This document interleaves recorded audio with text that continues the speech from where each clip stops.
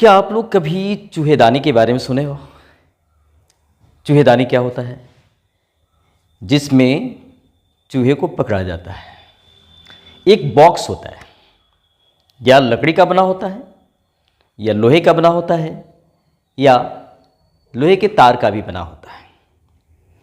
यहाँ पे जो रैट ट्रैप की बात की जा रही है, वह रैट ट्रैप एक वायर से बनाया गया है और इसको बनाने वाला एक रैट ट्रैप सेलर है जो सेलिंग भी करता है और खुद उसको मैन्युफैक्चर भी करता है। लेकिन वह इसके मटेरियल को कहीं से परचेज करके नहीं लाता है। उन सारी चीज़ों को या तो किसी स्टोर से या तो किसी फार्म हाउस से उन मटेरियल को मांग कर लाता है और उसी से वह अपने खाली समय में उस रैट ट्रैप को बनाता है और फिर ले जा करके उसे गली गली में घूम करके फेरी मैन की तरह उसको सेल कर देता है। तो कहा जाए कि वह मटेरियल लगभग फ्री का पा जाता और स्वयं उसको मैन्युफैक्चर करता, सेलिंग भी स्वयं करता, तो सारा का सारा बेनिफिट वह अकेले ही लेता। लेकिन फिर भी वह प्रोफेशन इतना उसके लिए प्रॉफिटेबल नहीं था कि इससे वह अपना जीविका चला सकता।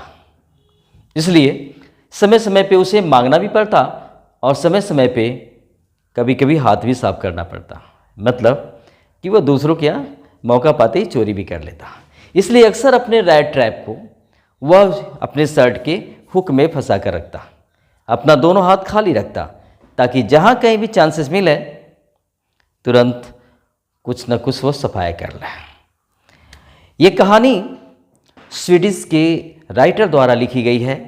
बहुत ही इंटरेस्टिंग स्टोरी है। इसमें साइकोलॉजिकल इफेक्ट भी दर्शाया गया है कि किस प्रकार से किसी भी व्यक्ति के व्यक्तित्व को प्रेम और उचित सम्मान दे करके उसके बैड कंडक्ट को गुड कंडक्ट में कन्वर्ट किया जा सकता है। और रैट ट्रैप स्टोरी में जो रैट ट्रैप सेलर है उसके साथ भी यही होता है।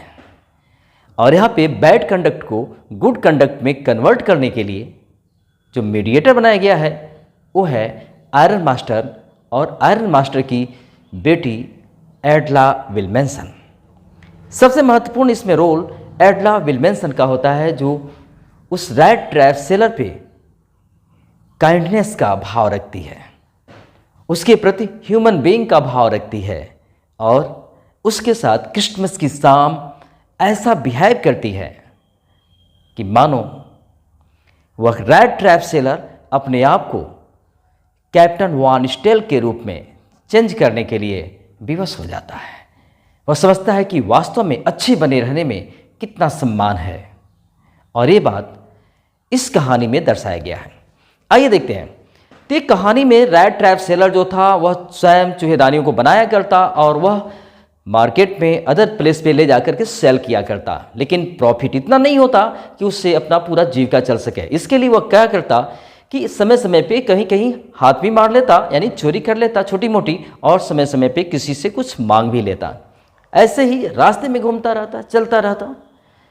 चलते चलते उसको एक बार क्या है कि ख्याल आया कि यह जो वर्ल्ड है, संसार है, just like a big rat trap. ये बहुत बड़े चूहेदानी के समान है। और जिस प्रकार से चूहेदानी में हम चीज़ या पॉर्क के पीस को रखते हैं ताकि वह चूहा उस बेट को, उस चारे को पाने के लिए आकर्षित होता, लुभाता है और उस चूहेदानी में फंस जाता है। इस संसार में सभी अच्छी चीज़ें, धन, शेल्टर, हीट, क्लॉथिंग, ये सारी चीज़ें एक ओपन ऑफरिंग की तरह होती है। जो व्यक्ति इसके तरफ अत्यधिक लुभाया, मानो कि वह बिग रैट ट्रैप में फंस गया। वह चलता रहता और रास्ते में अपने उन संबंधित लोगों के बारे में भी सोचता रहता जो इस संसार के बिग रैट ट्रैप में फंस चुके हैं, और उनके बारे में भी सोचकर आनंदित होता जो अब इस बिग रैट ट्रैप में फंसने जा रहे हैं। यानी कह सकते हैं कि यह सोच उसके लिए एक इंटरटेनमेंट होता। कहानी में एक बार की बात है कि वह रोड के किनारे किनारे चलता जा रहा था, एक हाईवे पे वह चलता जा रहा था। तभी वहाँ पे देखा कि बगल में एक छोटी सी कॉटेज है और उस कॉटेज में सिंगल मैन रहता था, एक ओल्ड मैन रहता था। यद्यपि इसको पता नहीं था। वह चलता गया और शाम हो चुकी थी। वह सोचा कि मैं आज शाम इसी जगह पे रुकता हूँ। वह दरवाजे को खटखटाया। जैसे ही नॉक किया, अंदर से दरवाज़ा खुला। कौन था? एक ओल्ड मैन था, शायद एक ऐसा ओल्ड मैन जो रामजे आयरन वर्क्स के लैंड पे एक क्राफ्टर के रूप में काम करता था, एक कृषक के रूप में काम करता था उसकी भूमि पे। लेकिन अब इतना ओल्ड हो चुका था कि अब दिन भर का कार्य नहीं किया जा सकता। तो वह क्या किया, पार्ट टाइम के लिए अपना अलग प्रोफेशन चुन रखा था। वह क्या था? गाय पालन। चलिए करते हैं क्या, वह जो ओल्ड मैन था उसको अंदर बुलाता है, यानी रैट ट्रैप सेलर को अंदर बुलाता है। उसको इसलिए बुलाता है क्योंकि उसको रात में बात करने की आवश्यकता थी, क्योंकि उस घर में अकेले रहता था, नो वाइफ नो चाइल्ड। उसके वहाँ पे कोई बच्चे नहीं थे, कोई पत्नी नहीं थी। ही वॉज ऑल एलोन, बिल्कुल अकेला था। तो सोचा चलो मुझसे बात करने का एक मैन तो मिल जाता है। इस पर्पज़ से वो अंदर बुला लिया। फिर वो अपने डलिए की हंडी को उस पर चढ़ाया, भोजन तैयार किया, उस रैट ट्रैप सेलर को खिलाया। फिर तंबाकू का एक बड़ा सा फाक निकाला और दोनों तंबाकू का सेवन किए, यानी स्मोकिंग। और फिर सोने से पहले वह मजोलिस नामक ताश खेले, यानी एक खेल का नाम है मजोलिस। और फिर सो गए।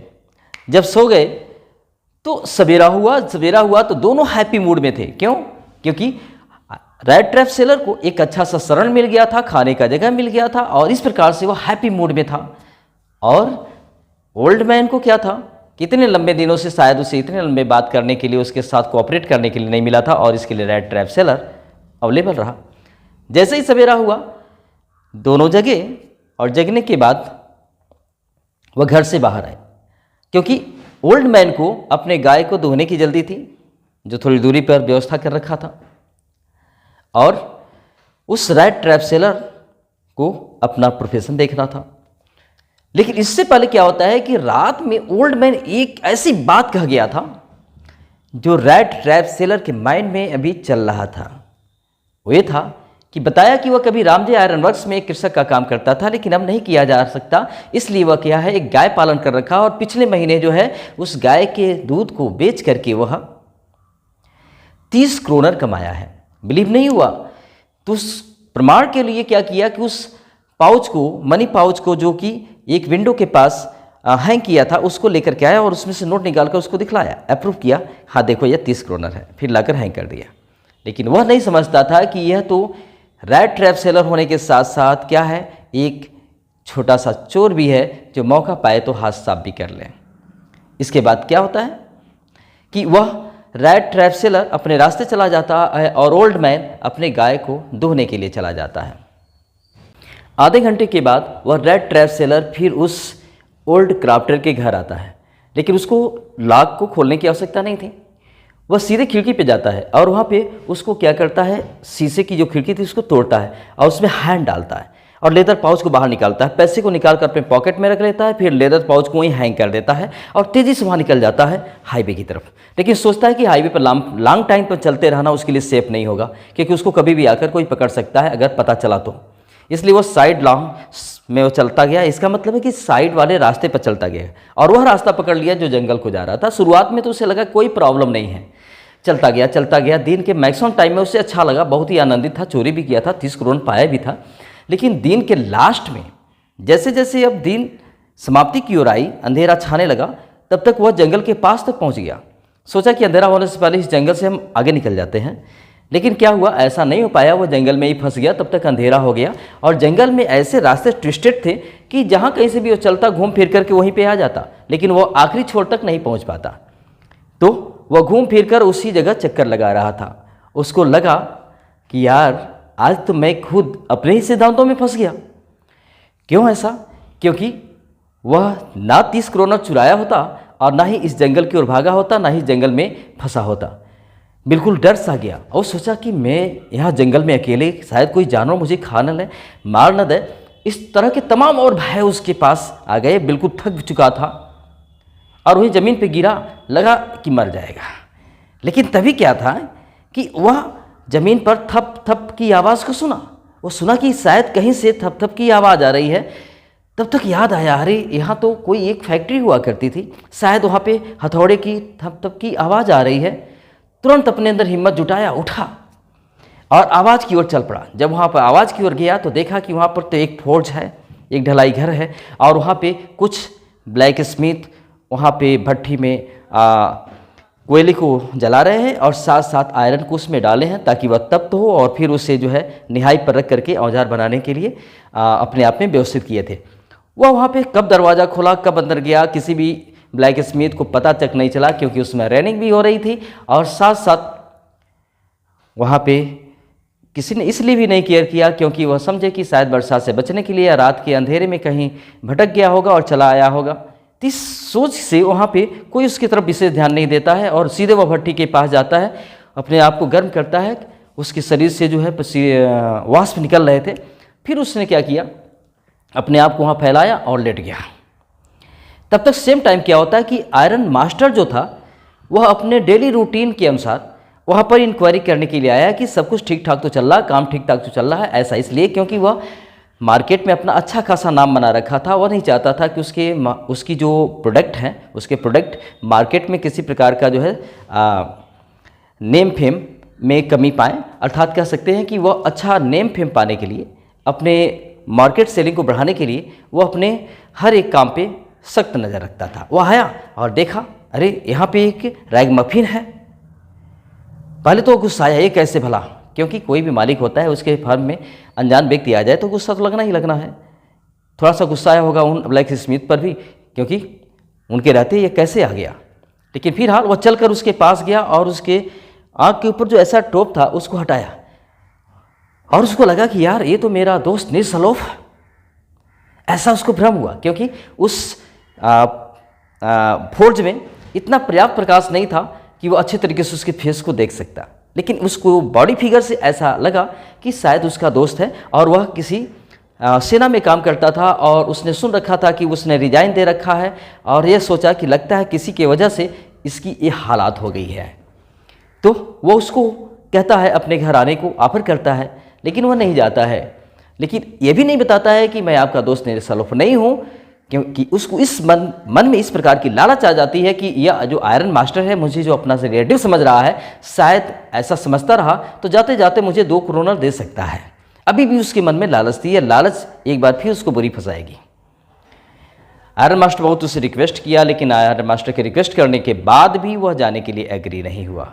आयरन मास्टर जाते जाते अपने जो हेड ब्लैक स्मिथ था उसको बोल गया कि इनकी अच्छे तरीके से देख रेख करना, लगता है कि इनको यहाँ पे रहना ज़्यादा पसंद है। आयरन मास्टर वहाँ पे चला गया। अपने जब वह गया घर पे, तो घर पे जाने के बाद ये सारी स्टोरी अपनी बेटी एडला विल्मेंसन से बताया। एडला विल्मेंसन कही ठीक है, वह जाती है और उनको लेकर के आती है। फादर को भी कॉन्फिडेंस था कि शायद मनाने में सफल हो जाएगी, क्योंकि उसके पास मनाने की क्षमता उसके फादर से कहीं अधिक थी। एडला विल्मेंसन आती है तो अपने साथ एक वॉलेट को भी लेकर के आती है। गाड़ी वहाँ पे रुकती है आधे घंटे के बाद, यानी उस ढलाई घर के बाहर। तो सभी लोग सरप्राइज हो जाते हैं कि आलम सर ने अभी गाड़ी कैसे आ गई फिर, चूँकि आयरन मास्टर तभी भी गए। लेकिन देखे कि नया आने वाला जो है आयरन मास्टर नहीं बल्कि उसकी बेटी, और उसके पीछे पीछे वॉलेट एक फर कोट को अपने बाह पे डाले लेकर चलता आ रहा था। शायद वह उस रैग मफिन के लिए लाया गया था। फिर होता क्या है कि वह अंदर आते हैं और वह एडला विल्मेंसन सीधे जाती है, उसके हेड को हटाती है और कहती है, ओह आप हमारे साथ चलिए, घर चलिए, जैसा कि फादर ने बताया है आपको। लेकिन उससे पहले क्या, जैसे हेड को हटाई, यार उसकी एक अजीब आदत थी। वो एक आंख बंद करके सोता था, या कह सकते एक आंख खोल करके सोता था। वो तो डर ही गया पल भर में, ये कौन भला जंगल में और इस ढलाई घर में, है ना। लेकिन जो भी है वो तुरंत बोली, मैं एडला विल्मेंसन हूँ और मैं आपको अपने घर ले जाने के लिए आई हूँ। और फादर ने जैसा कि आपके बारे में सारी स्टोरी बता दी है, तो हम आपको लेकर चलने आए। तो यहाँ पे क्या होता है कि जैसे एडला विल्मेंसन बहुत प्रेम भाव से उससे बोलती है, वो रेडी हो जाता है, वो जाने के लिए रेडी हो जाता है और सोचता है कि चलो मुझे चलना चाहिए। चलता है। जैसे वो उसकी गाड़ी में बैठता है तब तक उसको बहुत बड़ा भय होता है, यार मैं तो ठीक उस बड़े घर में ऐसे जा रहा हूँ जैसे कोई भी व्यक्ति अपने आप को किसी भी शेर के माद में स्वयं चल करके ले जाए। लगता है बहुत बड़े संकट में पड़ने वाला हूँ, कोई बहुत बुरा अनिष्ट होने वाला है, ऐसा उसके मन में ख्याल आता है। फिर क्या होता है, जब रेड ट्रैप सेलर को उस आयरन मास्टर के घर पे लाया गया तो रात में उस गेस्ट रूम में रखा गया और वालेट जो थे रातों रात उसके बाल को काट दिए, लंबे लंबे बाल थे, दाढ़ी भी उसकी शेविंग किए और फिर उसे नहला धुला करके अच्छे कपड़े पहनाए गए। शायद वो अच्छे कपड़े आयरन मास्टर के थे। मॉर्निंग टाइम में क्या हुआ कि जब ब्रेकफास्ट का टाइम हुआ तो डाइनिंग रूम में डाइनिंग टेबल पर वह आयरन मास्टर अपनी बेटी के साथ उस रैग मफिन का, यानी कह सकते हैं उस समय रैग मफिन उसके माइंड में नहीं था, बल्कि वह समझता कि मेरा ओल्ड फ्रेंड अर्थात कैप्टन आने वाला है। जैसे वह दरवाज़ा खोलता है तो यहाँ पे आयरन मास्टर उसको देखकर खुश नहीं होता। ऐसा इसलिए क्योंकि दिन के उजाले में उसके फेस को जब देखा तो वो तो समझा कि वो लगता है कि मैं रात के अंधेरे में उस फोर्ज में उसको समझने की गलती कर गया था कि वह मेरा फ्रेंड कैप्टन वान स्टेल, लेकिन ये तो रियल में वो नहीं है। तुरंत उसी पर फटकारता है ये क्या है, क्योंकि वो समझ जाता है कि इसके मन में चीटिंग है, तभी अपने आप का वह आइडेंटिफिकेशन नहीं किया है, अर्थात अपनी आईडी को छिपाए रखा है। बता दिया होता कि मैं आपका फ्रेंड नहीं हूँ, लेकिन क्यों नहीं बताया, जरूर इसके पीछे इसकी कोई गलत इरादे हैं, इसलिए उसको फटकारता है। लेकिन उसकी बेटी बोलती है कि चूँकि इसको हमने ही बुलाया है, इसलिए मानव होने के नाते ये हमारा फर्ज बनता है कि इसको यहाँ बैठाया जाए, खिलाया जाए और फिर इसे यहाँ से चले जाने को कहा जाए। उसका फादर रेडी नहीं होता है, लेकिन फिलहाल उसकी बेटी फोर्स करती है और फिर वह जानता है कि अब वो अपनी बेटी से नहीं जीतने वाला, तो उस बात को वहीं पर छोड़ देता है। उसकी बेटी क्या करती है, उसको डाइनिंग टेबल के पास लाती है, फिर वहाँ पे भोजन खिलाया जाता है और फिर उसकी बेटी ये कहती है कि क्रिसमस की शाम ये हमारे साथ सेलिब्रेशन करेगा। फिर उसके बाद वह चला जाता है उस गेस्ट रूम में सोने के लिए। फिर दोपहर होने तक वो सोया रहता है, दोपहर के समय फिर उसको जगाया जाता है और फिर जब वो आता है खाता है फिर सो जाता है। फिर शाम होती है जब क्रिसमस के समय जो है क्रिसमस सेलिब्रेशन किया जाना था, क्रिसमस ट्री के पर जो है क्रिसमस ट्री को जलाया गया यानी लाइटेड किया गया और उसमें अदर भी लोग वहाँ पे अवेलेबल थे तो उसे बुलाया गया। लेकिन वह आया ऐसे जो है सोया हुआ और ऐसे मस्ती में चला आ रहा था जैसे लगता था कि कितना नींद में है। वो किसी तरह से वह मुश्किल से कह सकते हैं कि उस सेलिब्रेशन में खड़ा रहा और जैसे ही सेलिब्रेशन ख़त्म हुआ जाकर फिर सो गया। फिर 2 घंटे बाद उसको फिर जगाया गया ताकि जो है रात्रिकालीन का अंतिम भोजन वह कर सके। जब सबके साथ वह डाइनिंग टेबल पर भोजन किया, सब लोग खा पी लिए, तो सबके पास बारी बारी उठ करके गया और सबको बोला thank you good night, thank you good night, thank you good night. और लास्ट में वह एडला एल्वेंसन के पास आया और एडला एल्वेंसन उसको बोली कि जो कपड़े पहने हो मेरे फादर की तरफ से तुम्हें जो है क्रिसमस डे के अवसर पे यह उपहार होगा, तुम्हें इसको लौटाने की आवश्यकता नहीं होगी। उसके बाद क्या होता है कि वह सब रात में सो जाते हैं। जैसे ही सवेरा होता है, सवेरे होने के समय जो है आयरन मास्टर और उसकी बेटी बहुत पहले जग करके तुरंत वह नहा धो कर चर्च जाते हैं पूजा पाठ करने के लिए। और रैग मफिन जो था अभी भी अपने रूम में सोया हुआ था क्योंकि बहुत थका था, अनेक महीने का कह सकते हैं, तो वह सोचा कि मैं सो ही लेता हूँ। वो डिस्टर्ब भी नहीं की, वो सोया रहा। आयरन मास्टर उसकी बेटी जो है वह चले गए चर्च में। जब 10 बजा तो वहाँ से वापस जैसे आने लगे तो वहाँ पे एक प्रकार की चर्चा सुन रखे थे कि कोई एक रैग मफिन है, एक रैट ट्रैप सेलर है जो एक ओल्ड क्राफ्टर के यहाँ गया और 30 क्रोनर को चुरा लिया। इनके मन में खटकने लगा कि शायद जो ऐसा डिस्क्रिप्शन किया जा रहा है ऐसा व्यक्ति तो हमारे घर है, लगता है वही है। वो अपनी बेटी को कोसने लगता है वो आयरन मास्टर कि तुम्हारे ही कारण जो है वह रुका, अन्यथा मैं तो भगा ही रहा था। वह गाड़ी में बैठे सब और वह जल्दी जल्दी वहाँ से घर की ओर रवाना हुए। उसकी बेटी बिल्कुल सिर झुकाए हुए थी, इतने दुख में थी मानो कि उतना दुख में कभी हुआ न करती। जैसे ही गाड़ी सामने दरवाजे पर रुका, सीढ़ी पर अभी रुकने ही वाला था वो, तब तक वह वॉलेट से बोला आयरन मास्टर क्या वह गया कि है? तो बोला वो तो गया। तब तक आयरन मास्टर का दिमाग तो क्या हो गया होगा, और भी चक्कर में पड़ गया होगा, लगता है सारा का सारा लेकर चला गया होगा। लेकिन वो बताया वॉलेट कि नहीं, कुछ लेकर नहीं गया है बल्कि कुछ छोड़ करके गया है। जब आयरन मास्टर अंदर गया तो देखा क्या, वॉलेट ने बताया कि यह एक पैकेज है जो वह व्यक्ति जाने से पहले एडला विल्मेंसन के लिए छोड़ गया है और बताया कि यह एडला विल्मेंसन के लिए क्रिसमस का एक गिफ्ट होगा। एडला विल्मेंसन बहुत हैप्पी होती है और उस पैकेज को जैसे ही अनरैप करती है देखती है कि इसमें एक स्मॉल रैट ट्रैप है और वो स्मॉल रैट ट्रैप के अंदर जो है 30 क्रोनर रखे गए थे, वही 30 क्रोनर जिसको वह ओल्ड क्राफ्टर के यहाँ चुराया था। ठीक है, और फिर उसमें एक छोटा सा नोट रखा गया था, मतलब एक रिटन नोट, एक छोटा सा पत्र। उसमें रैट ट्रैप सेलर ने क्या लिखा था कि अगर आप मेरे साथ अच्छा व्यवहार न किए होते, कैप्टन वान स्टेल जैसे मुझे सम्मान न दिया गया होता, तो रियल में मैं इस दुनिया के रैट ट्रैप में फंस चुका होता। लेकिन अब इसी के खातिर मैं रियल में कैप्टन वॉन स्टेल बन करके ही लौटूंगा। फिर क्या होता है, आगे लिखा था कि वह जो चूहेदानी है मेरे तरफ से, अर्थात एक मेरे जैसे एक चूहे की तरफ से आपको गिफ्ट होगा। और लास्ट में क्या लिखा था कि इस पत्र को मैं बहुत ही फ्रेंडशिप और सम्मान के साथ लिख रहा हूं। और सबसे नीचे क्या लिखा, कैप्टन वॉन स्टेल। कह सकते हैं कि वह कैप्टन वॉन स्टेल तो था नहीं, अगर रहता तो उस आयरन मास्टर अपने घर से क्यों भगाता। लेकिन कैप्टन वॉन स्टेल क्यों लिखा, क्योंकि वह सोचा कि नेक्स्ट टाइम जब आएगा, नेक्स्ट क्रिसमस डे को आएगा, तो कैप्टन वॉन स्टेल जैसा रियल कैप्टन ही बन करके आएगा। और चूंकि ये एडला विल्मेंसन को बहुत ही पसंद था।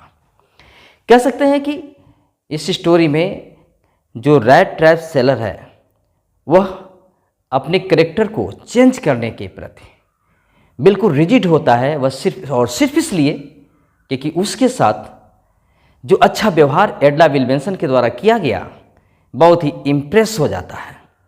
कहानी ये मोरालिटी देती है यहाँ पे, अगर हम किसी भी व्यक्ति के साथ प्रेम, स्नेह और सम्मान के साथ पेश आते हैं तो निश्चित है उस व्यक्ति के कैरेक्टर में चेंजिंग हो जाता है, उस व्यक्ति के कंडक्ट में चेंजिंग हो जाता है। और ये बहुत बड़ा साइकोलॉजिकल इम्प्रेशन पड़ता है। तो कहानी से हमको यही बड़ी सीख मिलती है कि हम मानव हैं तो हमारा परम कर्तव्य है कि किसी व्यक्ति के साथ प्रेम, स्नेह और सम्मान के साथ अगर बात करेंगे तो निश्चित है उसका भी कंडक्ट हमारे प्रति ऐसा ही होगा, अर्थात उतना ही सम्मान मिलेगा। इस कहानी को डिटेल डिस्क्रिप्शन पढ़ने के लिए, लाइन टू लाइन पढ़ने के लिए मेरा नेक्स्ट वीडियो आप ज़रूर देखिए, उसमें डिटेल डिस्कशन दिखलाया गया, डिटेल एक्सप्लेन के साथ। Thank you.